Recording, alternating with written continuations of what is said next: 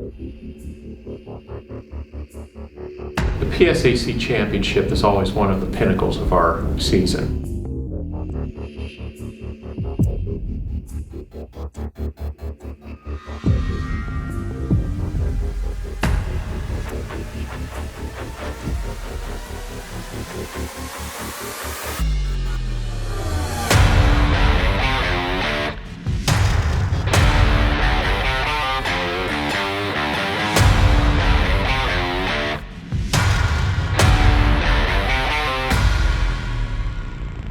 If success is measured by the number of championships won, it's fair to say no team in IUP history has been more successful than the men's golf team. That's a strong statement. We have so many successful programs at IUP. I don't know that I would feel right saying that. I think that it depends on how you define that statement. To date, IUP has won 30 PSAC titles, the most conference championships in school history in any sport. Certainly if you're basing it on PSAC championships, I would say that that's, a fair statement with an asterisk. Like I said, we're just happy to be involved and be associated with all the successful programs that we have at IUP. Flattery aside, there's little doubt that IUP is the class of the PSAC. The Crimson Hawks have dominated the conference for decades, and especially so in recent history. Since 2000, IUP has won 13 conference titles, including 10 in the past 14 years. This year's team, led by a foursome of experienced veterans, is eyeing title number 31 at the 2021 PSAC Championships. Sean Fedor's from Lancaster, PA. Very talented individual, great student athlete. Wonderful in the classroom. He's a former PSAC champion and freshman of the year, player of the year in the PSAC, and he's a two-time first team all PSAC team member. Jack Buchagras is a senior. He's going to come back for his fifth year. Jack's a three-time all-region selection, three-time second team all PSAC, and one of our leaders on the team. He's very consistent. I know that he'd like to shoot some lower scores than what he does, but it always seems like we can count on him for a good solid round of golf. Nick Ward, former freshman player of the year in the PSAC, first team all PSAC selection, also his freshman year, and last year he added a second team selection to the all PSAC team. Goes without saying, valuable member of our program. Jack Steve has been an important part of our program. He's a very hard-working individual, both on the golf course and in the classroom. He's a three-time PSAC Scholar Athlete, and I'm sure there's no reason to believe that he won't be a Scholar Athlete again this year. It's that rich history that draws top talent to IUP year after year. The big thing for IUP was definitely the history the program has.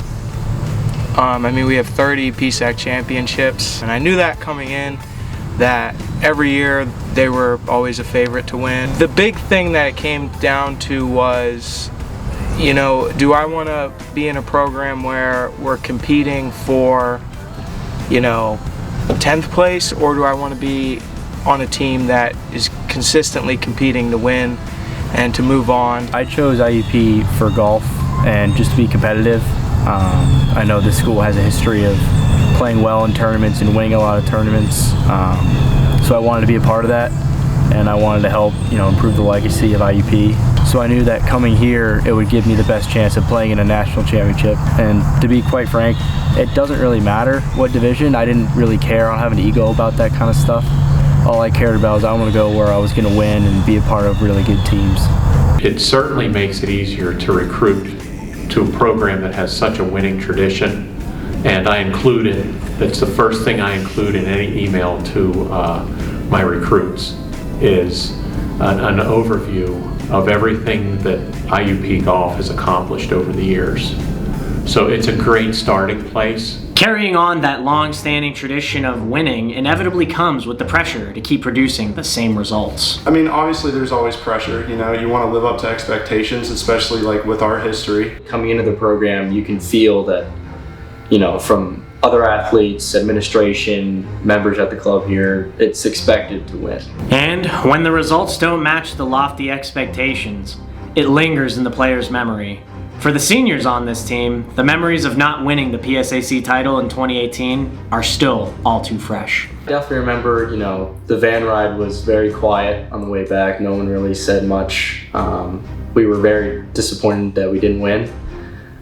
We gave it our best shot. We didn't lose by much, but yeah, it was definitely a feeling. I feel like we let anyone down, but just a matter of, and we were there to win and we didn't accomplish our goal. Back in 2018, we lost, I think by a stroke. It was unfortunate. The weather wasn't great the last day.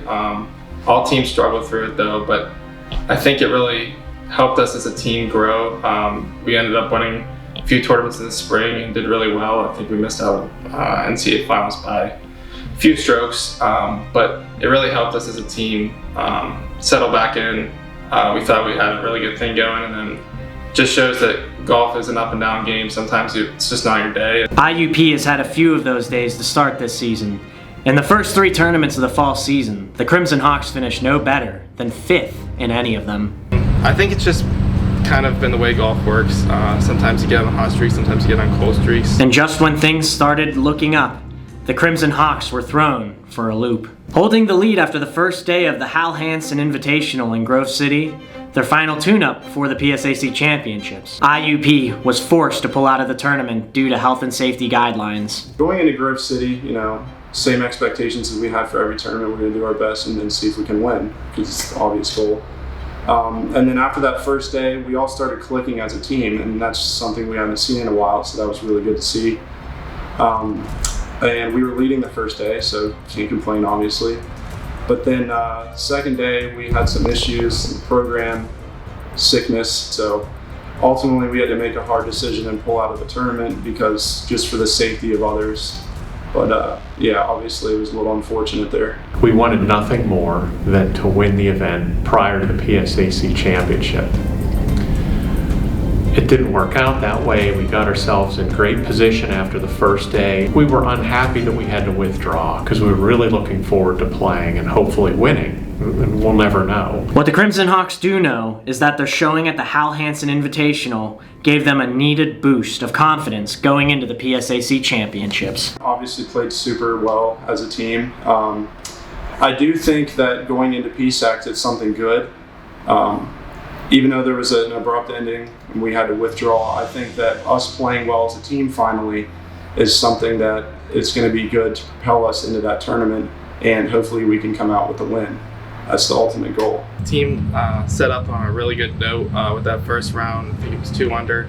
The whole team played really well, and that's kind of the confidence boost I think we needed heading into PSACs, so that we can sort of assert our dominance back on the conference. I think what I saw that first round was the way that the players carried themselves, the confidence in which they moved around the course.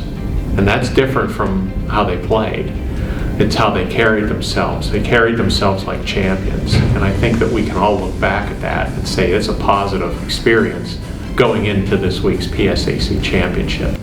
All that's left to do is to bring home title number 31. I was down on the range at Indiana Country Club, and Sean Fedor, who was a past PSAC champion his freshman year, came up to me and said, "Hey coach, I want to talk about something." I said, "Okay, what is it, Sean?" And he said, "It was a bummer that we didn't get to play the second round because we were looking forward to going out and hopefully winning, and we felt that we were going to win." He said, "But quite honestly, we got what we needed out of that tournament." He said, "It would have been nice to win, but we didn't need to win. We got what we needed." So that's a great feeling, that if that's the mindset of your players going into the PSAC Championship, it's starting off on a good note for sure.